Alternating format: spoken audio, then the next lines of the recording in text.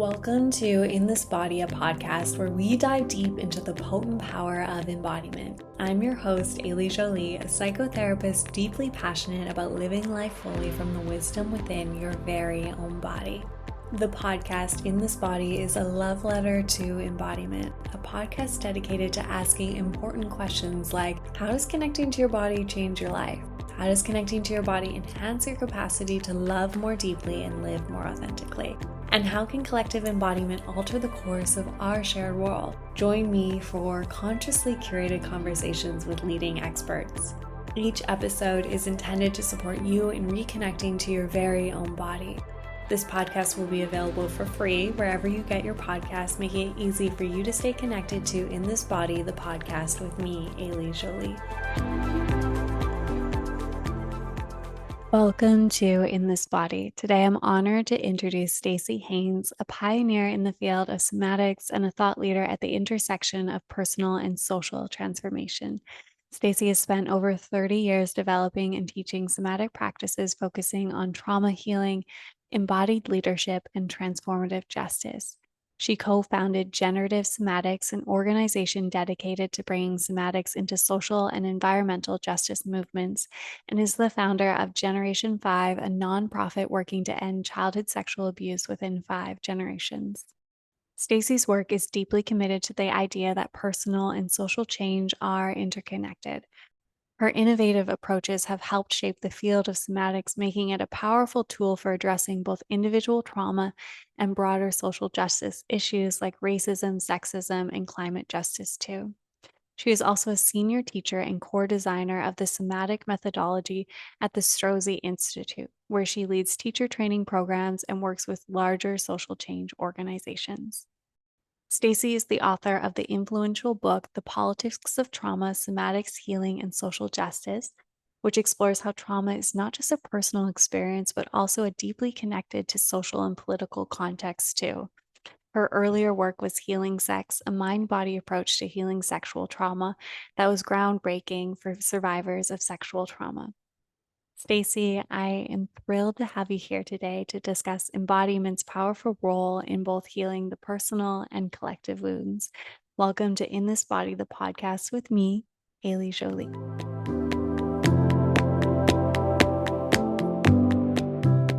For listeners that are new to somatics and embodiment, I wanted to take this moment for you to give your definitions of those two terms because I really appreciate the inclusivity that you use when you define both of those two words, somatics and embodiment. I love you asking this question because I think it's really confusing. I think it's a really confusing moment. Somatics and embodiment, especially online, really blew up since the pandemic. And I think they're just a wide array. So I love that we're starting here. So soma, the word soma has a Greek root, and it means like the living organism in its wholeness. Yeah, it's kind of the best word we have in English. And by soma, a lot of people interchange body and soma, but I think we've also inherited a fairly objectifying view of the body. And soma is a way for us to start to de-objectify the body, and it means our thinking self, our emotional self, our sensing and feeling self, how we take actions, where we don't take actions, and also how we relate. So it really, soma means the embodied self, really. So somatics is really the transformation of our embodied self, or if we work in groups, of the soma of the group. And, I really like to define embodied transformation, which is that we basically can be and act in a way that's more and more and more aligned with what we most care about, even when we're under pressure. Because when we're under pressure or stress or challenge, that our old survival strategies or conditioned ways of being tend to pop to the foreground. And we're like, oh, did I mean to do and be that? Right? So embodied transformation or somatics, right? Embodied transformation is we transform in that more holistic way and can really be and act differently even under pressure. When you speak of somatics and embodiment, one thing that I have noticed, and it goes with the inclusivity, is that you really include both the honoring of individual healing, but also collective healing, which is something I also deeply believe is that there is that Mhm. link. And I would love to hear how you maybe assume or imagine that that link got lost and why somatics as a portal to collective healing doesn't often make it into the conversation. Big question. It's mostly, no, it's great. I love this question. It's mostly because we have been shaped by and live in highly individualistic cultures. Mm, So that's not true for many other cultures, and it's not true for most of human history, right? Most of human history lived in collectives, groups, tribes, whatever we want to call it, who really understood this connection between one person and the collective, right? And sometimes it leaned too much in the collective direction where individuals weren't allowed much agency or autonomy. And we are in a time of just dire individualism, which is I also think why there's an epidemic of loneliness. mm, Like mhm. we're part of the social body, we're social animals. And one of the ways that we really look at it through this lineage of somatics is that we are shaped by multiple sites of experience. So we have what are our individual experiences or makeup, right? There's lots of ways to think about that. Then we're shaped by our family, our extended family, or the people we're more intimate with, our friendship groups. Then we're shaped by our communities. And there's multiple communities. It might be a region, it might be a identity-based community like the queer community, right? And then we're shaped by institutions, right? Education, healthcare, military, finances, right? Then we're shaped by social norms. Who and what is considered, in quotes, the norm. Yeah. And we, there's a great image we have that I'm happy to share if it's useful, but we embody all of those sites, whether or not we agree with them. So, why we so deeply connect personal and collective transformation is often what we're healing through our somas is something that happened, was an impact by institutions or was an impact about social norms about what a gender is supposed to be or what a race is supposed to be, right? Or even, I mean, I love sexual and eroticism are totally shaped by the culture and social conditions in which we have been raised, Mhm. right? So to me, you can't, there is no such thing as an individual not shaped by a society and an economy, right? And then when we start linking those back together, more of collective healing and collective transformation becomes a lot more accessible. You Yeah. named it right at the start that somatics kind of blew up during the time of the pandemic, which is also something I noticed, which was, I think I was finishing my final year in my master's and in depth psychology with an emphasis in somatics, and I just kind of saw it blossom out of nowhere. And one thing that I noticed was that some of the critical components of true somatic work got lost. And I would love for you, if you have any ideas, um, why those pieces got overlooked or are not represented or misrepresented. And also, what are some of the core pieces of true somatic work from your perception? Awesome. I love all your questions. So just so people know, the term somatics was coined in 1972 Mm, and by a man named Thomas Hanna.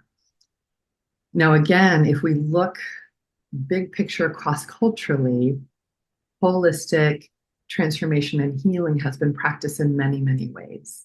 It just happens to be called somatics in Western culture in modern times. Yeah, but hands on healing, ritual, having multiple people as a part of someone's healing, that is as old as dirt. That's as old as humans. Yeah.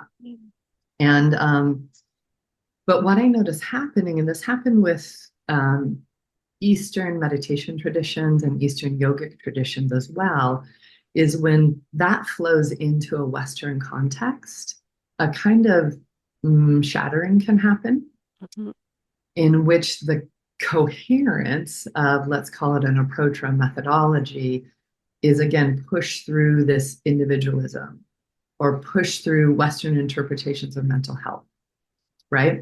And then it gets confused and confusing. So to me, a lot of what's happening in Western, let's call it kind of pop or modern embodiment, is if you say, well, what's the sensation in your body? You're doing somatics, but that's not true. All you're doing is paying attention to the sensation in your body, which cool. We should all do that, right? Absolutely. But somatics is really, it's a paradigm that actually challenges a lot of Western interpretation of how we change or Western psychology. And so how I like to talk about it now is embodied transformation or somatics requires a deep process of somatic awareness, like coming back into our livingness, coming back into our bodies, because almost all of us learn to be in our heads or dissociated, right? It requires purposeful practice, right? Like a boundary isn't an idea, it's an embodied competence. Yeah. And can I have that embodied competence even in conflict? Can I have that embodied competence even when I'm being erotic with someone else, right? Do I have that embodied competence with my kids, right? So it takes practice, and really we hold almost everything as a practice we can get better at: giving and receiving love, having long-term visions, being able to hold complexity. Like those are all things we can learn to embody as a skill through practice. And then a vital part, I'd say this is one of the third requirements, is what we call somatic opening, which is really processes through which the old patterns, the old worldviews, the survival strategies that are caught in the tissues, they're not just caught as mental concepts. They'd be much easier to change that way.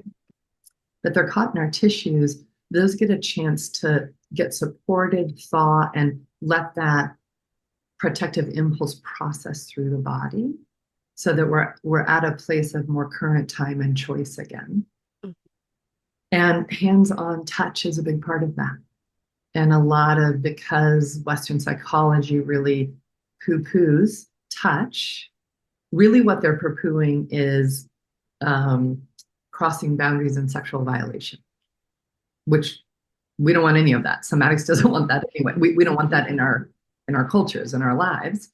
But touch is a really vital part of embodied transformation. And then the last thing that, again, got filtered out in many ways is, again, this understanding of our social conditions, or a social analysis is a very important part of somatics, or we're not understanding truly the experiences that we're all shaped by. Yeah. There's a few pieces that I'm hearing from you that I deeply resonate with. And I would love to hear more from you, because I've noticed it in my practice. People will come, them thematically trained, and then I'll start to ask questions about internalized misogyny or internalized sexism and how that's held in the body, or the posturing or choice of aesthetic, and very like gently and softly going, okay, how is this there? And I find some clients are really receptive, and some are quite like, whoa, I just came here to be asked about how I'm feeling inside. What is this socio-political stuff you're bringing into my therapy space where I feel my toes? And I would love to hear from you if, what are some of the downsides or even some of the harm that's caused by the misrepresentation of somatics in, you called it like pop somatics, which I loved. What are some of the downsides you see? Well, I mean, maybe this is a weird way to say it, but we're not looking at the whole unless we're looking at the whole. Right? So somatics is going, oh, wait, we're these living organisms that have been shaped and that are dynamic and that can keep changing throughout our lives. Somatics invites us to change toward what we long for, to change toward our vision, right? Somatics doesn't say what's wrong with you. Our limitations and what's not working will emerge, but really we're trying to access a longing, which is a very deep internal, sometimes we can say even spiritual peace. But when we don't look at the big picture, we've been shaped by racism, sexism, global capitalism, ableism, we've been shaped by so many things that live in our tissues. And so often when we only look individualistically, it's so deeply disempowering. It's like, wow, what's wrong with me that I can't, right? I'm out about this, but yeah, I was sexually abused as a child. And healing that has been a very, very ongoing big piece of work, as folks know, right? Like it touches so many aspects of development. And when I started getting politicized and understanding how many people are sexually abused as children, how long it's been going on, how patriarchy and white supremacy and all these power over systems are a part of that dynamic, I felt utterly relieved. And in some ways, it was like, God, this isn't my default. Something's wrong with me that this happened to me, that I'm struggling. This is a part of a much bigger set of conditions. And people have healed before me, and that helps me. And me healing will help other people in the future. And I just think we take all that away when we don't have a social analysis about healing or about any kind of transformational work. Yeah, deeply resonate with the pieces that you're sharing. It's been some of the reasons why even though investing so much into somatics, found myself pulling back because this component of how do we speak to those places of internalized sexism, racism, misogyny, intergenerational trauma play into how you do and do not connect to your body, the level of intimacy you can have with your body, those places of safety.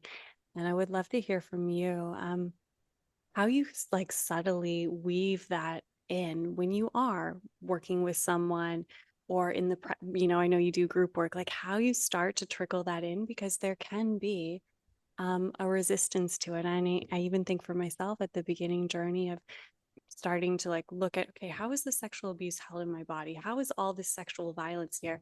To actually look out was just like absolutely crippling, overwhelming. And then Mm-hmm. 5 years later, it was my Mm-hmm. portal to liberation where I was like, Right. Right. me and her and this person and that person. I was like, Mm-hmm. we're in it together. But Mm-hmm. there was this switch.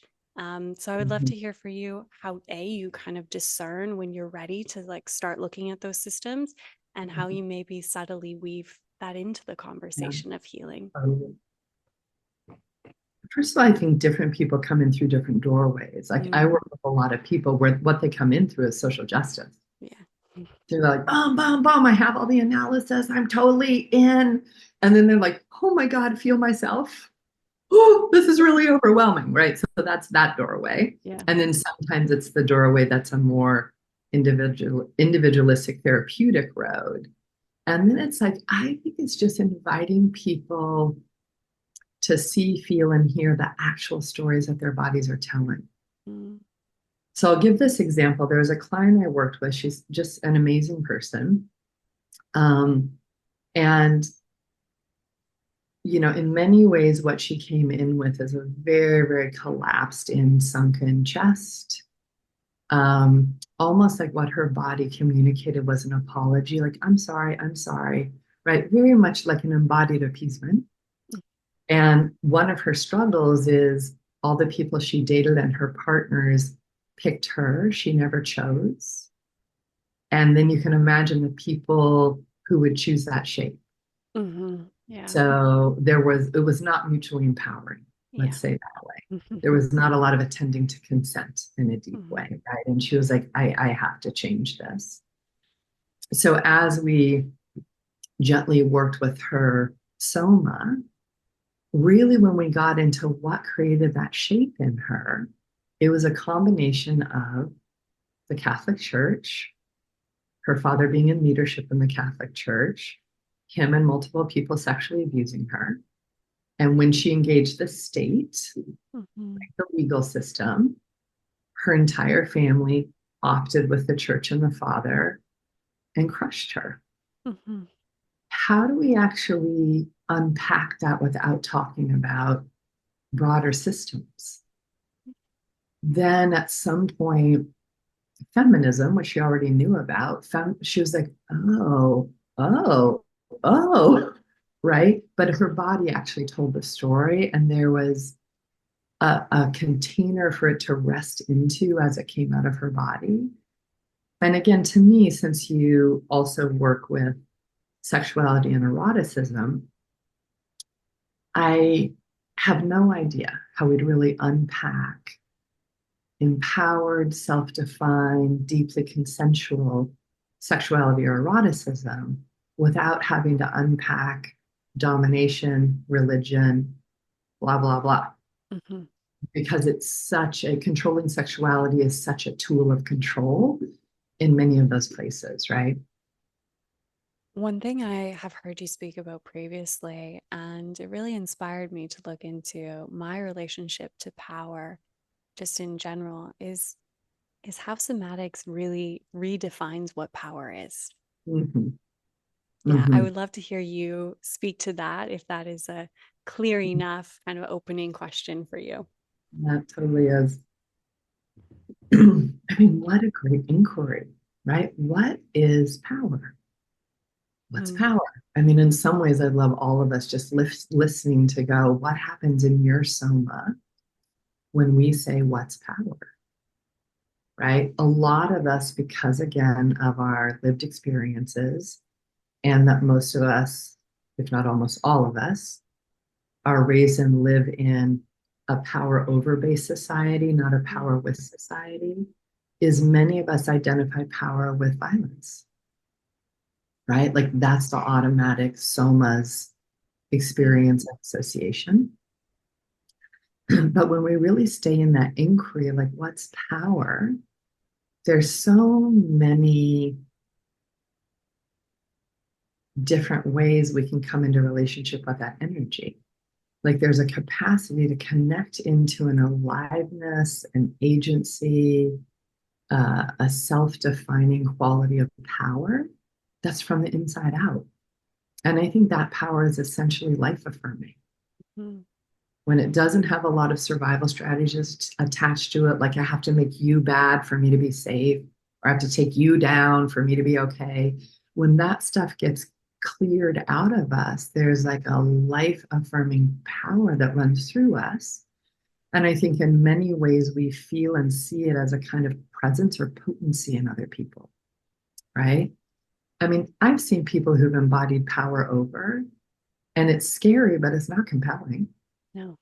right? But that like inside is like, what's that person doing? I still might be a little maybe afraid because it's unfamiliar, but it's like, wow, that presence is so compelling.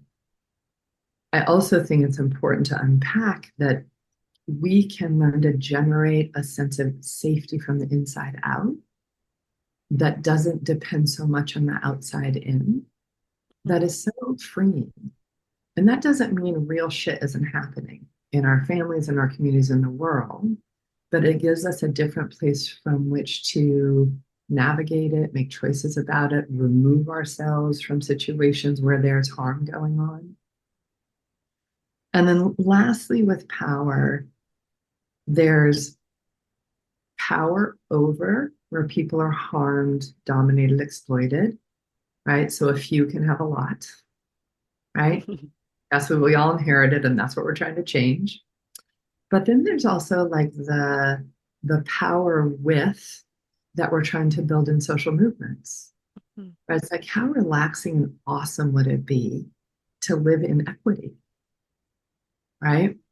Um, so power, but power with. How do we go for power with and power from within, right? And then take action together to try to build more conditions of power with instead of the domination.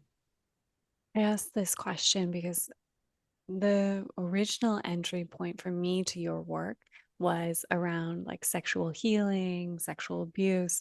And so much of that dynamic of healing is finding that sense of power again, that sense of vitality, finding out, okay, how do I have power with? Where am now? I'm struggling maybe to have power over. Where do I even believe that I could have power over?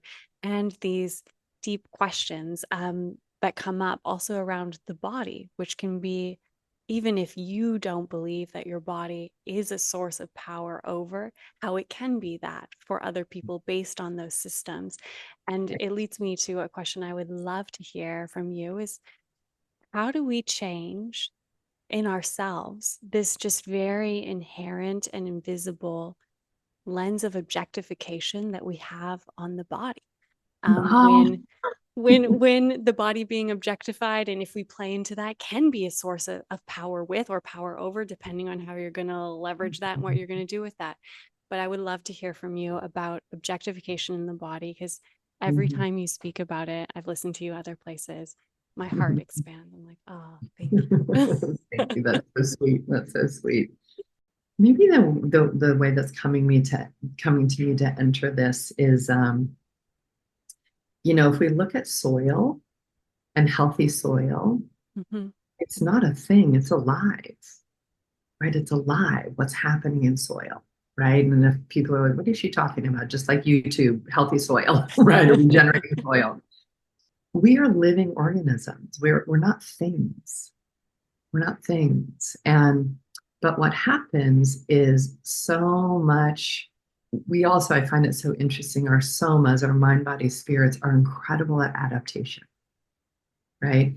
Like we're on basically almost every continent that the earth Mhm. has to offer. Like humans adapt in these incredible ways, but sometimes those adaptations are to get numb, to dissociate, to shut down any feeling, because that seems like the most strategic way through the situation, the environment, or the most strategic way to belong. Like, I don't feel anything, what? It doesn't bother me. I don't care. Mm. Right. But that does not lead to a meaningful and satisfying life. Right. So when we're de-objectifying the body, we're coming back into the listening to the knowledge and wisdom and information and the sensations. There's so much information there. Then we listen to the knowledge, information, and wisdom in the emotions. Emotions come through our sensations. And really, the one most disconnected is our thinking mind, Mm. even though it's kind of held as paramount, right? Now, I'm not throwing out our thinking mind. It is great to have a thinking mind and to make sure it lines up with our commitments and our longings rather than it's running the show to someplace much more negative. And there's this great poet that I quote a lot. And he's a South American leftist from Uruguay. He's no longer with us. But what he says is the church says the body's a sin. Science says the body's a machine. Capitalism says the body's a business. The body says, I am a fiesta. Right. And I just think I think it's much easier to control people when we are disconnected and dissociated from our livingness, from the life of our bodies. And it's much harder once we drop in and find that agency, power, aliveness that we were talking about, because then we have a lot of good impulses toward transformation, toward boundaries, toward vision. What would you What? add to Yeah. I would love, well, there's many things that come to my mind in regards to adding to that, because I do absolutely what you said about when the body is controlled or we're in a state of disassociation or avoidance or numb, we are more malleable to be controlled. We're less curious, we're less compassionate. And when I look to the state of the earth, I'm like, uh, the reason why these things are happening and are ongoing is because it's actually too painful for us to be in our bodies and witness what is happening, but also feel what's happening, honoring that interconnectedness, which brings me to one of my favorite pieces of writing in the politics of trauma, where you write, I have this because I loved it. I pulled it out. I remember I was doing my somatic experiencing training and I was like, what is this amazing book? We need to talk about this in the training. My trainer Burns was like, Stacy's amazing. I know. Just that? calm down, Ailey. But you wrote, I've heard healers and therapists say that the world would be different if people would do deep healing work so as not to pass on their wounding to their kids and coworkers. I've heard meditation practitioners say that if we meditated, we could bring about peace. I've also heard social change leaders say that if we change the economic conditions, the rest will take care of itself. To me, each of these hold a partial truth, yet each is incomplete on their own. And when I read this, and still to this day, what I think about is, yes, as a therapist, I would love if everyone went to therapy. That would be amazing. And if everyone went to therapy, I don't know how much change would necessarily happen. There would just be more awareness of how much conflict and pain and pillaging and violation that's happening to the earth and the world around us.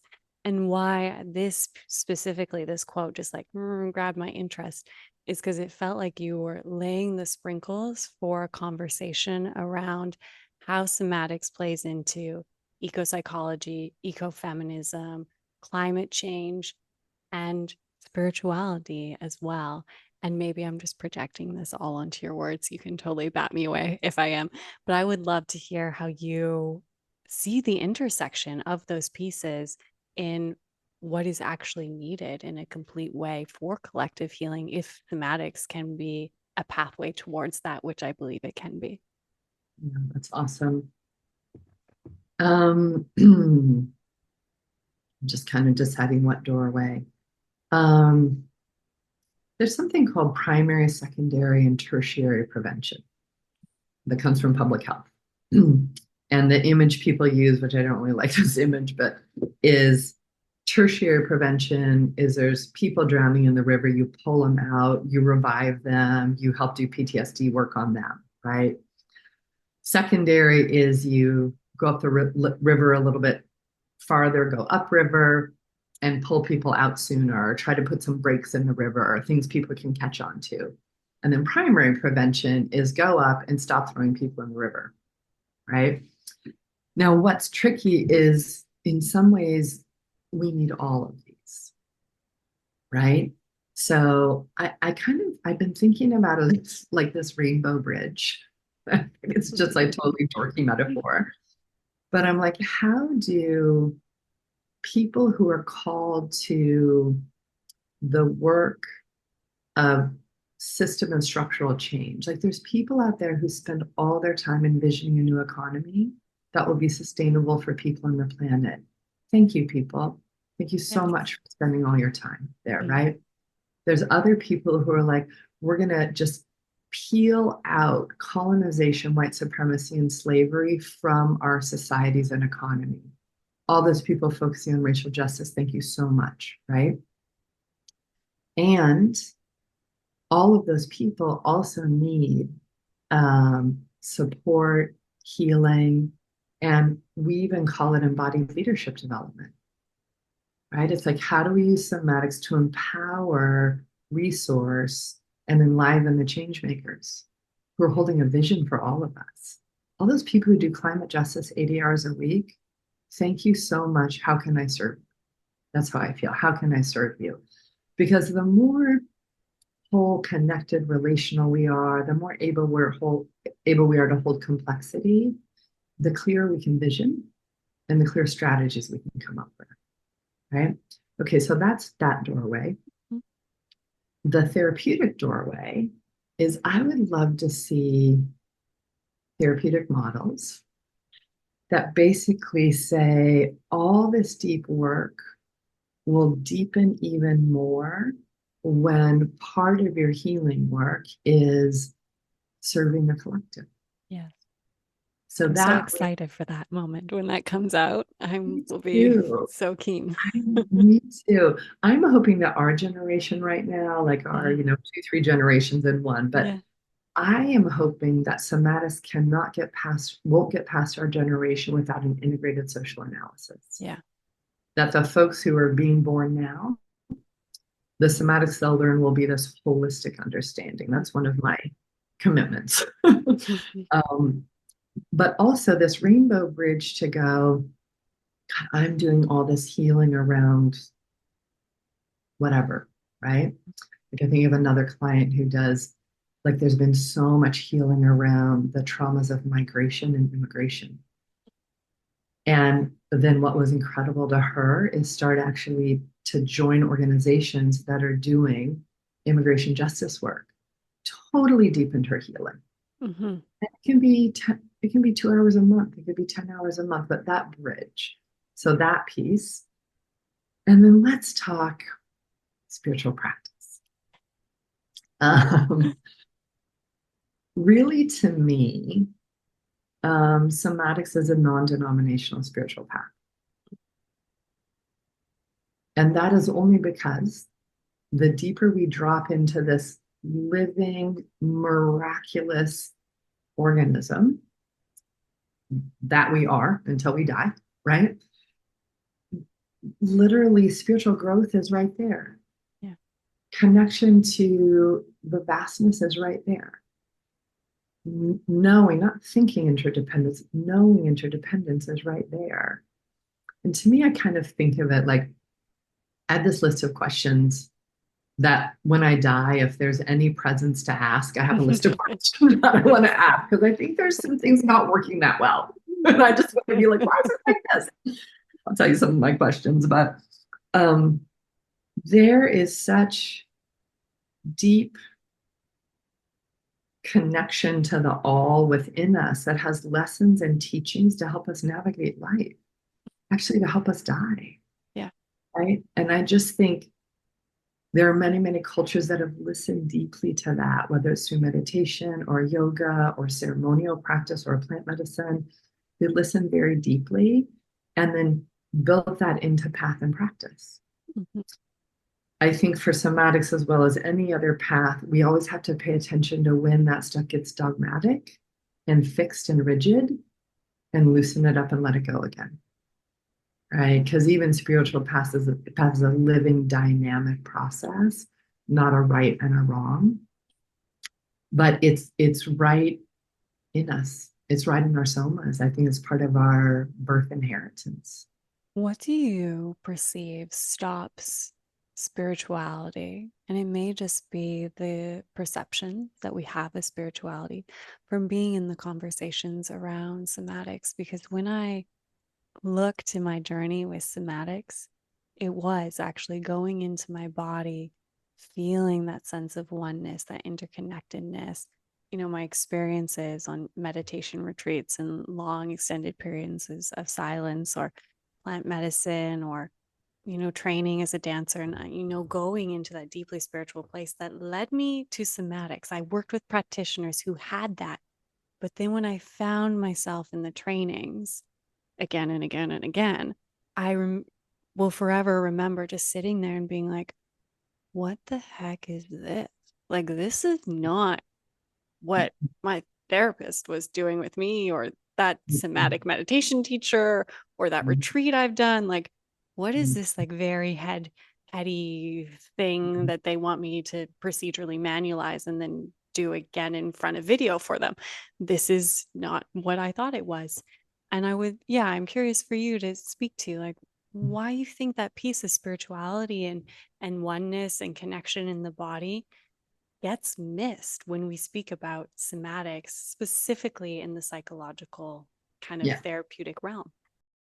Somatics was trying to get validated through Western psychology Mm-hmm. and live by the rules of Western psychology.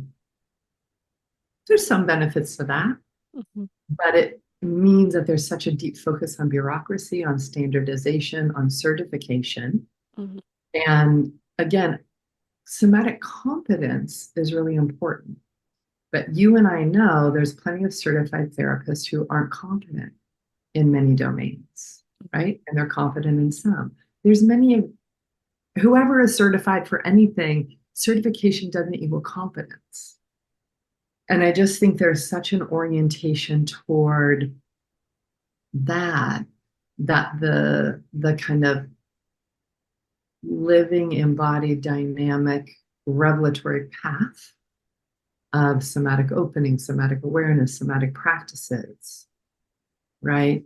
Guided by a longing and vision that can't fit very well into a manual. And I think it's one of the contradictions we're navigating. I mean, I literally chose not to go the Western psychotherapeutic path because of this, right?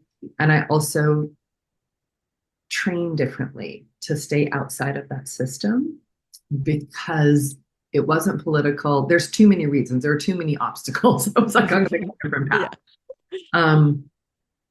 And I can still see how making sure people are deeply trained, well trained, competent, it's relevant to the communities they're working with.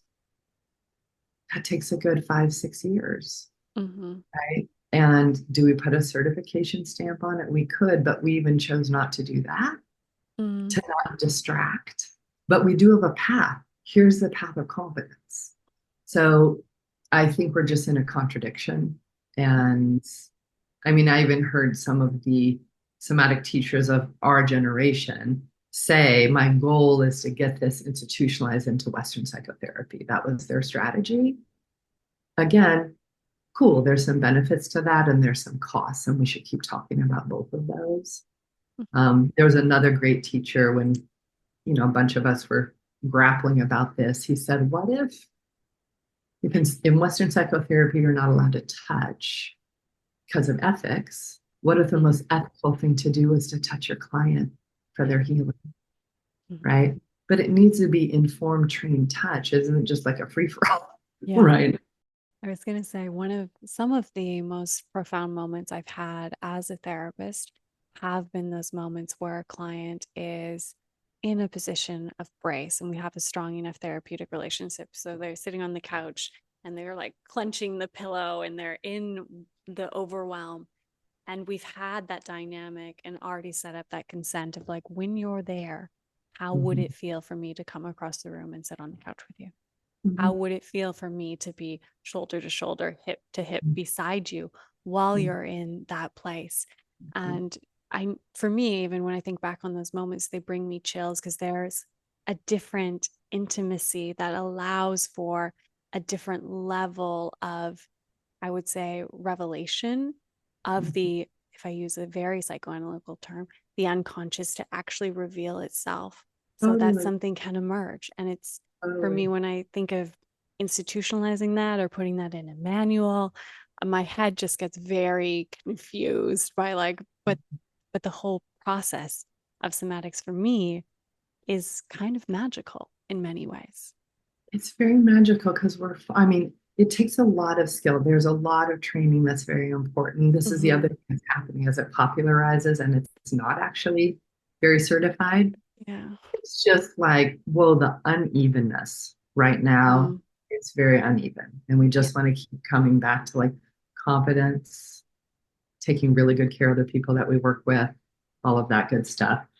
The lineage that I'm trained in and that I have added a bunch of stuff to and teach us, learning somatic body work is a core part of it. So I might have the first 15 minutes of a session be conversation, the next 30 or 45 minutes be literally on the table. And it's not massage, it's working with where those embodied beliefs, things that didn't get to process through the soma fully, places where someone's stuck or caught, with breath, touch, and conversation, we're working with them together, and like you said, a lot of conversations of consent are set up beforehand and then during. And even with still always keep a very small one-on-one practice because I love the work and I also feel like it keeps me accountable, right, to what we're doing. And like, well, we're inviting people into a lot of depth, right, which is so beautiful. But I let people know. I said, listen, I will bring in a social analysis. I want to see this in a wide way. I'll ask you to feel your body. We'll have conversations. There'll be standing practices that we do and laying down work.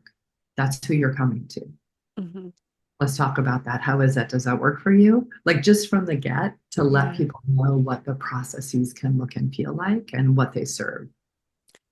Do you have any recommendations for someone who is curious about experiencing a somatic practitioner or somatic therapist of something to look for? One of the best pieces of advice I got early on from a therapist in regards to finding a somatic practitioner was to listen to the sound of their voice.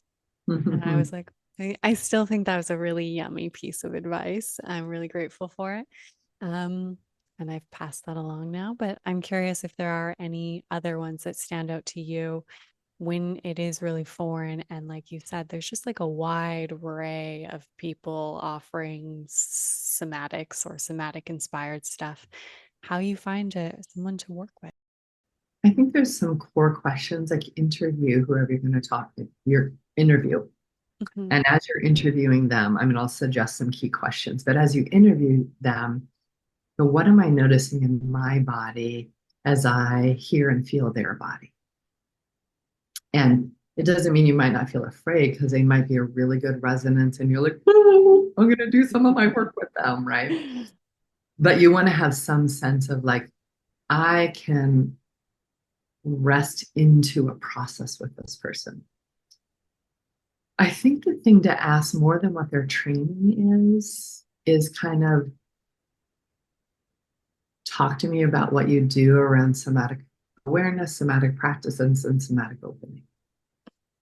And let them fill in because a lot of people only do somatic awareness. Yeah. And like that's good information. Mhm. Tell me about your social analysis and how you understand oppression and privilege. See what they say. They might be like, blah, blah, blah, blah. That's not relevant to healing. You go, okay, information. And then I ask them if I work with you and we work together for a year or 2 years, what kind of transformation can you promise? Mm. And I love that about the lineage I was trained in is like we're accountable to make promises. Now, you know, a promise then from my role might be, really what I can promise in 2 years, given what someone's dealing with. Mostly people are working with trauma and oppression, the impacts of oppression. But it's like you will have a lot more choices around love, intimacy, power, boundaries, and relationship. You'll have a very strong sense of your calling and what's important to you, and you will take an action toward it. And you'll be in a place that's much more self generative. We can do that in 2 years. So, anyway, I'm just challenging all of us Yeah. who are practitioners to be like, what can we promise in two Yeah. years? I love that. Like, what can you promise? I haven't heard that before, but I like it. It does offer that element of accountability, which sometimes can get lost in somatics. I have noticed that before. You touched on it just briefly, and I would like to pick it up.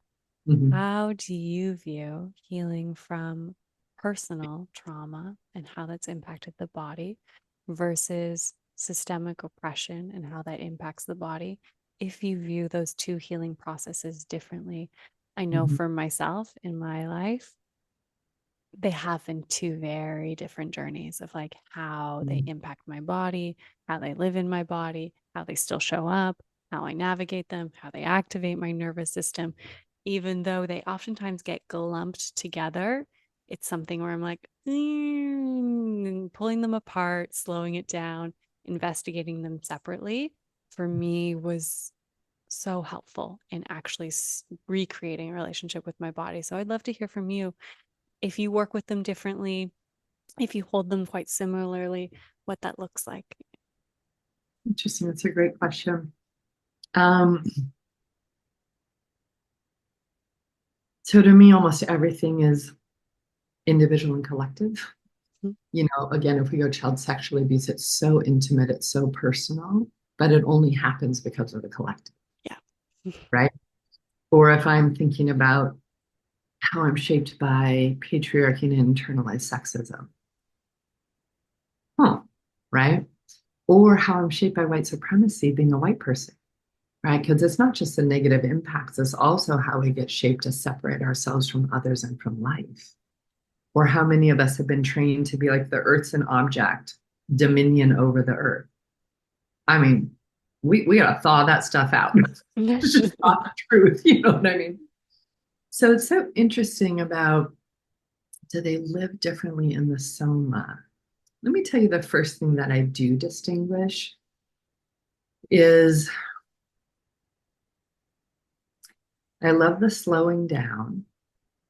Slowing down, so we might be like, oh, that was a survival strategy, an impulse to self-protect that got thwarted either by the relational dynamic, the family dynamic, or the social dynamic I was in. And that impulse to self-protect, we want to open up like a riverbed for it to move, right? And again, that's like somatic opening, and then somatic practices to go, no, this is it's okay to self-protect, right? It's okay to have boundaries. And I can imagine, especially in boundaries, like we have a whole bunch of boundary practices that are standing practices. One is called a push away, right? That impulse of pushing someone away when you didn't get to. Now, you do it, of course, in a way that's safe for the person and safe for the practitioner. Just a boundary that you might use more in a party or at work, like a centered decline. But then there's something we call the intimate decline, which is like, oh, this is in close relationships where I really want to stay connected and deepen intimacy. Those are all different qualities of boundaries that I think those protective impulses turn into one big mash, right? So I do see distinctions in the healing process. And the last thing I'd say here is when we look at intergenerational trauma, and so often oppression is intergenerational traumas. It isn't just me that experienced patriarchy or classism. It's my mom, it's my grandma, it's my great grandma. Do you know what I mean? And sometimes what we find coming through our bodies, we're like, well, that's not mine. Yeah. And to just be like, awesome, let me let it out. Let me let it out and through. And let me, bless and love all those people along the way, just because love is fast. you know.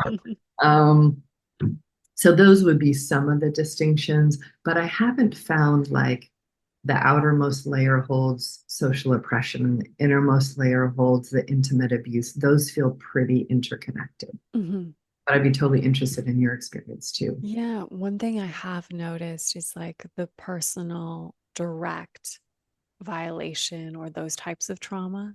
They're often looped like into that direct reactive response. But some of the more internalized pieces, it's like, what is the false self I've developed off of those habitual responses that's just like so much more subtly ingrained in the self than some of those other ones. Like, like as a trauma therapist, it's like sometimes I'm like, okay, like we're going looking today. Like you can go find the big What's T and or happening? the little T.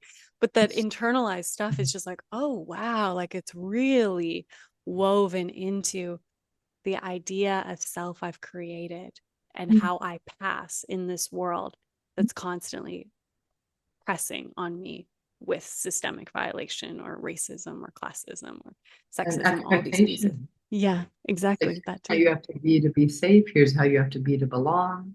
Yeah. Here's how you have to be respected. It's not like those messages stopped. No. Turn on YouTube, just turn on the TV. Yeah. Yeah. So interesting to me how whatever's most deeply embodied also shapes our known identity, Mm-hmm. you Mm-hmm. know? And I love one of my teachers used to say sometimes our body is ahead of our identity. Our Yeah. body is transformed and our identity has to actually catch up, which I love that orientation too. Yeah, that's beautiful. My last question for you today is what wisdom would you offer for individuals who are struggling to reconnect to their body when we live in a world that really promotes disconnection from almost every avenue? I would say simple, start very simple and start in the direction of pleasure, unless pleasure is triggering, which sometimes it is depending on trauma. And then start in the direction of what feels the most interestingly tolerable, right? And very, very simple things like if you like the sun, just feel like, oh, does the sun feel like on my arm or my face or my back? But just drop into not the concept of it, but drop into the sensation of it. Yeah. And then like be like, oh wow, me and the sun are connected right now. Right. Or if it's wind or the feeling of water or the feeling of dirt or a rock, go to the sensation of it, and then let your soma start to notice. If I'm holding a rock in my hand, I like rocks, holding a rock, and I'm like, this rock has had so much life. It's been so many things over such a vast period of time, right? But if I feel the rock and the coolness of it, notice the sensations, and then check, are me and the rock safe right now? Or a better question, is anything bad happening to me in the rock right now? And let your body register that in that second and moment, nothing bad is happening, right? Because it's so often the bad things and the bad feelings that had us leave. And so as we're coming back, is that conscious noticing of sensation that's pleasurable or neutral-ish. And then noting anything bad happening. It isn't right now. Are there bad things happening in the world? There are. But to me and the rock, or me and the sun, or me and the wind right now, we're cool. Hmm. Yeah. So that would be a starter kit. Thank you so much for your time today. I have learned so much from you in your books, in your writing, your healing. I wasn't going to tell you this, but I was thinking about it today as I was preparing for this. Your book on sexual trauma. I remember when I was in the midst of my healing journey and I just told my mother and I was in therapy and she gifted me your book. And I was like, what the hell is this? It's just so poorly toned. And I was like, this book, what? And then I came back to it like 2 years later when I was ready to, receive that type of gift from my mother. And it was so potent for my journey and understanding, and really guided the therapist that I worked with together. We went through it. So today it felt very full circle to spend this time with you. And I just really thank you for everything that you have done, all your writing, and also the relationship you have with your very own body. Um, you can, even though I'm not physically with you, I can feel it. I can hear it in your voice and the thoughtfulness of how you answer questions and your pacing. And it's just something I deeply admire. So thank you. Thank you for telling me that story. I love that. And thank you also. I don't know if people know what a huge amount of time podcasts take and really what a gift they are. So thank you for doing this and doing it on this topic. And just the thoughtfulness of your questions let me know you also spend a lot of time preparing, and I really appreciate it. Just makes for such a rich, just a rich conversation. Of course. All the information about you will be below, so people will be able to find you. Is there anything that you want people to know that you're up to upcomingly? Yeah. I have no idea when this podcast is going to be out in the world, but I am running an online program from October to the end of January, which I know we're in different countries, but it is the election cycle of the president in the US, which has a lot of global implications. And it's called the Politics of Trauma 2.0. There are pre-recorded modules, there's 8 live modules, there's coaching circles, but it's really a way to kind of go through that holistic approach to a methodology. It's different than in person, but it's a great place to gather with people who care about healing, social change, climate, and be in practice and be in a supportive container together. So people can find out more online. Yeah, we'll have that posted. And thank you so much. Delighted. Thank you.